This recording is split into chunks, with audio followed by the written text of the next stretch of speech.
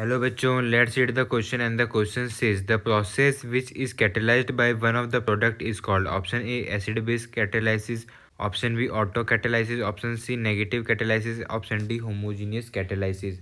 तो ऐसी प्रोसेस जिसके अंदर उसका जो प्रोडक्ट है वही कैटेलाइजर की तरह काम कर रहा है, उस प्रोसेस को हम क्या क्या कहेंगे।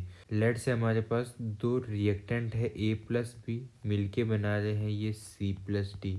लेट से कि यहाँ पे जो सी है वो एक्ट करेगा एज ऑटो कैटलिस्ट। तो ये क्या करेगा, ये कैटलिस्ट की तरह यूज़ होगा और ये करेगा रिएक्शन की स्पीड इंक्रीज। तो शुरुआत में ये रिएक्शन धीरे धीरे होगी, पर जैसे जैसे प्रोडक्ट फॉर्म होगा, जैसे जैसे सी की क्वांटिटी बढ़ेगी, ये और रिएक्शन को फॉरवर्ड डायरेक्शन में ले जाना स्टार्ट करेगा और रिएक्शन की स्पीड इंक्रीज करेगा। तो ऐसी रिएक्शन को हम कहते हैं ऑटो कैटेलाइसिस। ऑप्शन ए की बात करते हैं, इसके अंदर कहा गया है एसिड बेस कैटेलाइसिस।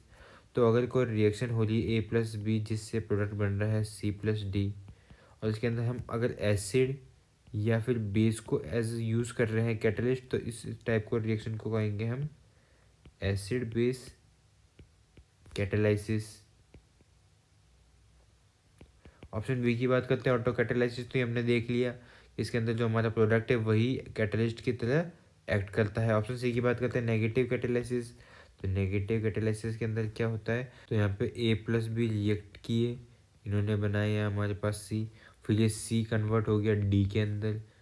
पर हम चाहते हैं कि ये रिएक्शन ए प्लस बी से मतलब जब रिएक्ट करके ये बस सी बनाए, इसके आगे रिएक्शन प्रोसीड ना करें।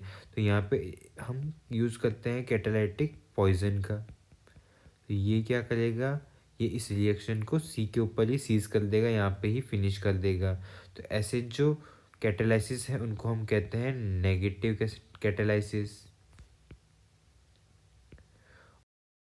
और जो ऑप्शन डी में है हमें दिया होमोजेनियस कैटालाइसिस, इसके अंदर क्या होता है, हमारे रिएक्टेंट एंड कैटलिस्ट है वो होते हैं in same physical state. Example के लिए हम समझे, अगर हमारा रिएक्टेंट गैसियस स्टेट के अंदर है तो हमारा कैटलिस्ट भी गैसियस स्टेट के अंदर ही होगा। अगर रिएक्टेंट सॉलिड स्टेट में है तो कैटलिस्ट भी सॉलिड स्टेट के अंदर होगा। तो ऐसे जो कैटेलाइसिस उनको हम कहते हैं होमोजेनियस कैटेलाइसिस। ऑप्शन में हमें पूछा था कि ऐसी प्रोसेस बतानी है जिसका जो प्रोडक्ट है वही कैटलिस्ट की तरह काम करे, तो वो होती है हमारे पास ऑप्शन बी की ऑटो कैटेलाइसिस। तो हमारा करेक्ट आंसर हो जाएगा ऑप्शन बी।